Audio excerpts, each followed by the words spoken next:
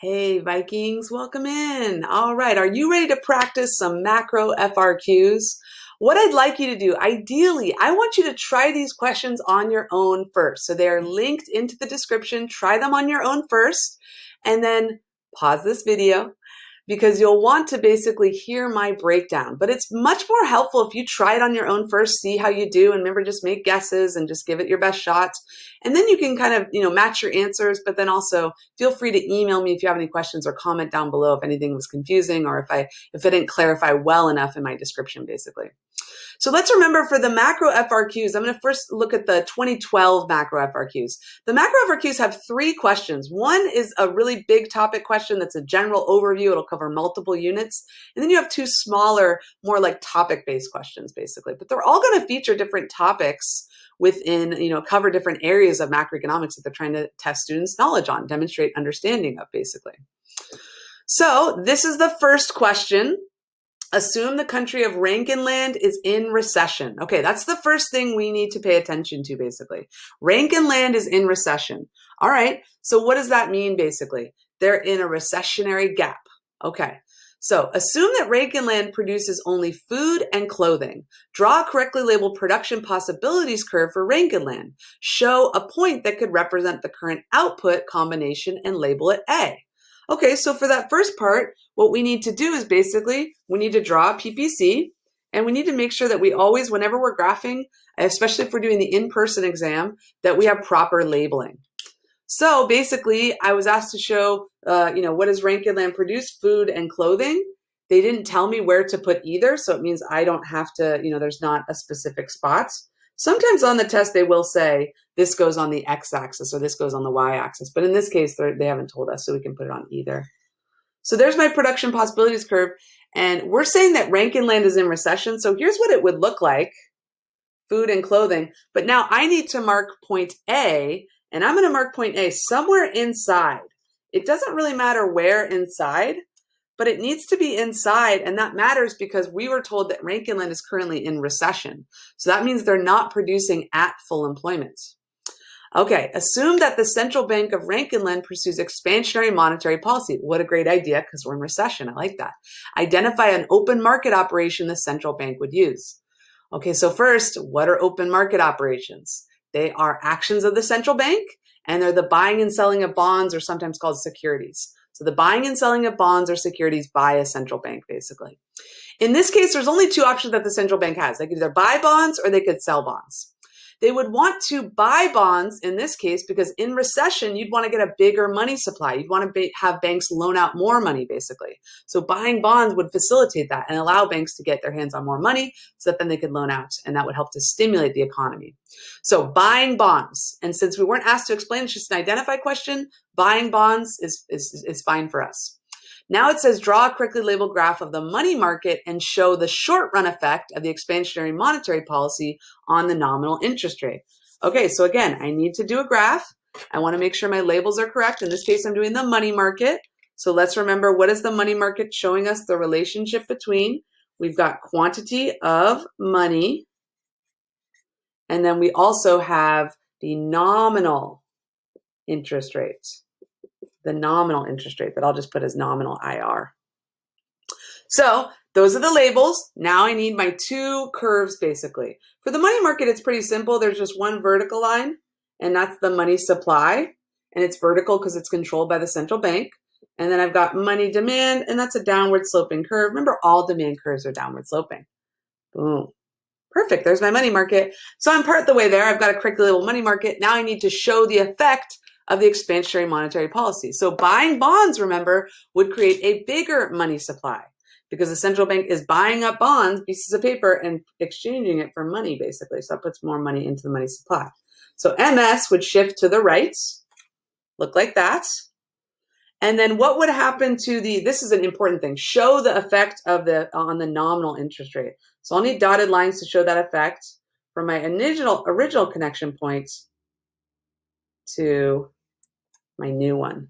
So do you see how the nominal interest rate decreased, right? And that's the goal of the monetary policy. You want to try to decrease the nominal interest rate because that would increase consumption. It would also increase investment because it would be cheaper for consumers and businesses to borrow money.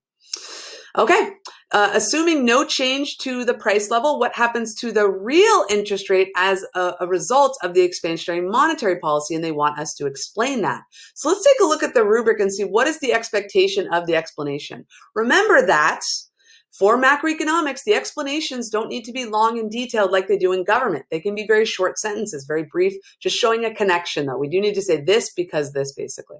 So let's look at what the rubric tells us on that one. So 1 point is earned for stating that the real interest will fall. So we get a point just for stating that the real interest rate will fall. And then the explanation is that 1 point is earned for explaining that with the price level remaining constant, when the nominal interest rate falls, so does the real interest rate. So it's making that connection between the nominal interest rate falling and the connection with the real interest rate. But that's all the explanation that you need. So again, they don't need a long, detailed explanation, basically. Then it asks us, given your answer in part B regarding the real interest rate, what will happen to the real gross domestic product in the short run? Okay, well, 1 point is earned for stating that the real GDP will increase in the short run because your explanation needs to include that investment or consumption or both will increase, and that causes aggregate demand to increase. So we do have to make the connection. We have to explain that the real GDP will increase and explain that investment will increase, and that is a component of aggregate demand. So that's why also aggregate demand will increase. Remember, lower interest rates will attract investments, basically, domestic investment, and that's because it's cheaper to borrow money for those businesses, basically. Okay, then it says, suppose Rankin Land has a current account deficit. Rankin Land's currency is called the BERA. What will initially happen to the current account deficit in Rankin Land solely due to the change in real GDP from part B? And they do want an explanation for that. So basically 1 point is earned for stating that the current account deficit will increase. And then you need an explanation. 1 point is earned for explaining that the increase in real GDP increases income, which causes imports to increase and net exports to decrease. So they want students to understand that relationship, that when our income or real GDP is increasing, national income is increasing, that means that we have more money to buy more everything, and that includes more imports. And when we are buying more imports, that means that our net exports will be going down, basically. So, and then the last one is, what will happen to the international value of the BERA solely due to the change in real GDP from part B? Explain. So they want us to understand that the international value of the BERA will decrease. And then what's the explanation for that? The decline in international value of the BERA is due to an increase in the supply of the BERA, basically. That all of a sudden the value will decrease because people don't want as much of our currency because our price level is higher and we're also buying more imports, basically. So that was question 1. Let's go ahead and tackle question 2. Again, I really recommend you pause this video and try these on your own if you haven't already, because it's very helpful to just try it on your own first, see how you do, and then kind of check to see where you got things right and where you got things wrong, basically. And please feel free to comment down below or email me if anything that I'm saying does not make sense. Okay, so now we've got our favorite. They are bank balance sheets, right? Which bank balance sheets can be a little bit intimidating because there's lots of excess distractor information. And so as always, the key is just to practice, practice, practice. And then sometimes too, they can be confusing because sometimes they're asking like it's a customer and bank interaction, or sometimes it's an interaction with the bank and the central bank, the commercial bank and the central bank. So then that can also change things too. Okay, so what's the reserve requirements? Now, what they've given us here is they've told us required reserves and excess reserves. Because they've identified that, we can then determine the reserve requirement. Sometimes they do the opposite. They'll just give us reserves and then tell us the requirement and tell us what's required, basically. So I've seen it happen both ways on the AP test. So be prepared for both those. So what's the reserve requirement? Okay, well, if in required they have 10,000 and demand deposits is 100,000, that is 10%. Right? They've been told they need to hold on to this 10,000 of the 100,000. So that's 10% basically. So you would say 0.1 or 10% for part A basically. So yeah, 1 point is earned for calculating the reserve requirement of 10%. That's all you need. So 0.1 or 10% and you get the point on that. Now assume that Luis withdraws 5,000 in cash from his checking account at Mi Tierra Bank. Okay. So what I do on these types of questions is I like to write all over the bank balance sheet because it just helps me to keep things straight, because what's happening on one side of the balance sheet also then has to happen on the other side of the balance sheet too. So what is Luis doing? He's taking out $5,000. So that means that you're going to see $5,000 taken out of the assets column because the bank is not going to have those assets, those reserves anymore. But then also the bank is not going to be liable for the $5,000 anymore. Once Luis takes his money out of the bank is not responsible for it. So you're going to subtract $5,000 from demand deposits, and that will go down to $95,000. And then you're going to go take $5,000 from the assets column, and that money's going to go to Luis, basically. So now at this point, the bank will have $95,000 in demand deposits and then $10,000 in reserves. But remember that not all of those will be required now. It'd actually be a lesser amount because it's a lesser amount in the liabilities. And I'll explain that in just a second. So what is the initial effect of the withdrawal on M1 measure of the money supply? Explain. They love to ask this question all the time. And it's kind of a trick question. What we have to remember is that M1 includes two things. M1 is the most liquid. It includes cash, currency, and then demand deposits, because demand deposits can be turned into cash pretty quickly. I can go to the bank right now and go access my ATM, or I can go even charge my debit card, and that's me accessing my demand deposits, right? That demand deposit is just stuff in your checking account, basically. So let's look at the answer. So 1 point is earned for saying that total bank reserves will decrease by $5,000. Yeah, so the first question I skipped. By how much will Metier's reserves change based on Luis's withdrawal? So 1 point is earned for saying that total bank reserves will decrease by $5,000. And then the trick question, 1 point is earned for stating that the $5,000 withdrawal has no effect on the M1 measure of the money supply because it only changes the composition of M1 from demand deposits to cash, basically. Same thing if you deposited money into a bank, you're not converting anything. It's a one form of M1 going into another form of M1. But there's no change or no direct effect on M1, basically, because they're both counted in that, or both classified in that category. Then the question is, as a result of the withdrawal, what is the new value of excess reserves on the balance sheet of Metier Bank based on the reserve requirement from Part A? So some students would go, oh, okay, so you take out the $5,000, that means they still have $10,000 in required reserves. But you have to remember that the required is only 10% of the demand deposits. Now demand deposits are $95,000 because Luis took out his $5,000. So now the bank only has to keep 10% of $95,000, which would be $9,500. So that means that you just take $10,000 minus $9,500. That means the bank now has $500 in excess reserves. Because again, they only need to keep the 10% of the demand deposits, not that original $100,000 amount. So 1 point is earned for stating the new value of excess reserves is $500. Okay, and then this last question is just asking us, it's not really related to the balance sheet, it's just testing our knowledge on understanding what can a bank do if they don't meet their reserves. Because remember, at the end of the day, a bank needs to meet their required reserves. If not, they have two options, basically. They need to borrow, and they've got two people they can borrow from. So the question is asking us, assuming the next day John withdraws from Metier Bank an amount that exceeds the bank's excess reserves, assuming that no loans are called in, how can Metier Bank cover its required reserves? So there's two options that the Metier Bank has. They can borrow from the Federal Reserve, they can borrow from the central bank using the discount rate, or they could borrow from another bank. Those are their two options. They could borrow from another bank, or they could borrow from the Federal Reserve. So either option you put, or if you put both, even better, just demonstrates your knowledge and understanding. But they would have accepted either answer. So you could have said they could borrow from the Federal Reserve, perfect, or they could borrow from another bank, and that would also get the points on that one. All right, so I hope that bank balance sheet makes sense. Again, a lot of students get this wrong in the beginning, but the practice will really, really help. And when you see the cow in this one, oh, it's so glorious. Okay, last question for 2012. Assume the economy of Anderson lands is in a long-run equilibrium with full employment. In the short run, wages are fixed. Ooh, long-run equilibrium. Okay, cool. So what do we need to do? We have to graph it out because they're asking us to. So draw a correctly labeled graph of short-run aggregate supply, long-run aggregate supply, and aggregate demand. I want to show each of the following. Okay, so I'll make sure I get all my labels right. So remember, it's going to be price level and GDP, and we economists, we keep it real. My long-run aggregate supply, that's easy. That's just a vertical line. Short-run aggregate supply is upward sloping. And then aggregate demand, and I'm going to make sure I put this intersecting with the other two, is going to be downward sloping.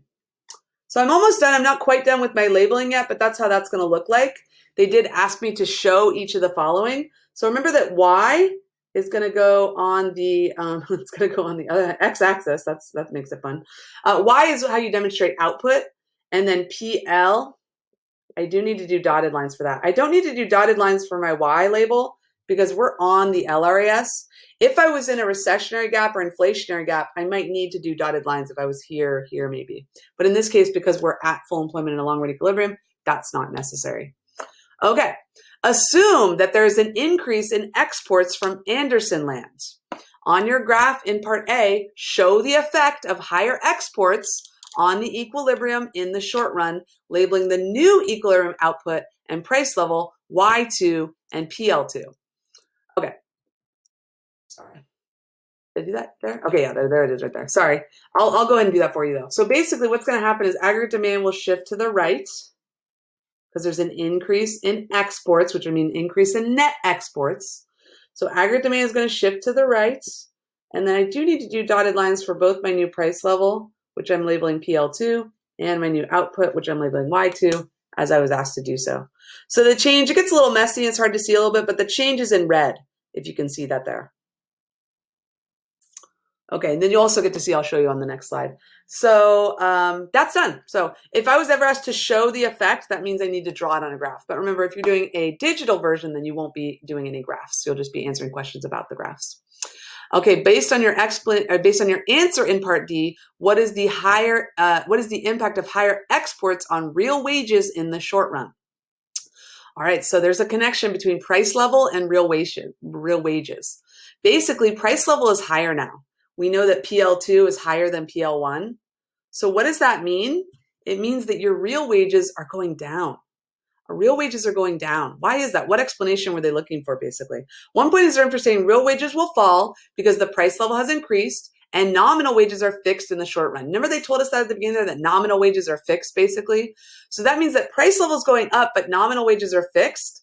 So you're earning the same amount of money in your paycheck, but you can't buy as much with it, basically. With a higher price level, you as the income earner or the consumer have less money, basically, or less purchasing power, I should say. You have the same amount of money, but your money doesn't go as far, basically, because with the added inflation, higher prices, you're going to have to make some choices there. Okay, and then this is just like, oh, it boils my blood because this is such a like trying to distract you question, and they're so good at that. The people who write this AP test are so good at it. But anyway, so as a result of the increase in exports and export-oriented industries in Anderson land, increased expenditures on new container ships and equipment. So they're saying increase in exports and export-oriented industries, but that's just all distractor. Okay, that's totally all distractor. They're trying to get students to go, oh, it's going to be net exports. But what they're talking about is Anderson land is these industries, these businesses are buying machinery and tools, basically. They're buying capital. So when they're asking what component of aggregate demand will change, they're trying to lead students down the path to go with net exports because they're using exports and export-oriented industries. But really what's happening here is investment. When a business, in this case an export business, is buying more capital, more tools and machinery, basically, that's an investment component, basically. And then the last question is asking us, what's the impact on the long run aggregate supply? And they do want us to explain. So basically, we would need to just say for the first part, just saying investment component of aggregate demand will change. You don't even need an explanation. But then the next part is understanding this relationship between investment and economic growth, basically. So what will happen to the long run aggregate supply? It will shift to the right. It will increase. And why? Because capital stock has increased. Because investment increases capital stock, that increases tools and machinery, and that's what causes an increase in production possibilities. But if you notice there for the explanation on the rubric, they were fine for you just to say aggregate supply curve, the long run aggregate supply curve will shift to the right because the capital stock has increased. And that's fine for your explanation, basically. Okay, that's it for 2012 macro FRQs. I hope you enjoyed that breakdown. I hope that you understand better about, we talked about what the foreign exchange market, we talked about the aggregate demand and aggregate supply model, looking at efficiencies and inefficient in the production possibilities curve as well. And we looked at bank balance sheets. So what a great experience that we all had together. So I appreciate you watching this video. I hope it made sense. If it doesn't, please comment down below or send me an email. I'm happy to do a better breakdown or just maybe try to explain it or clarify it in a different way. I think the most important thing that you need to focus on is just keep practicing. And I'm going to keep making these videos and keep doing these breakdowns. If there's increased demand, then I will supply. So I appreciate you. Keep being awesome people. Keep doing awesome things. And do not forget to keep calm and Viking on.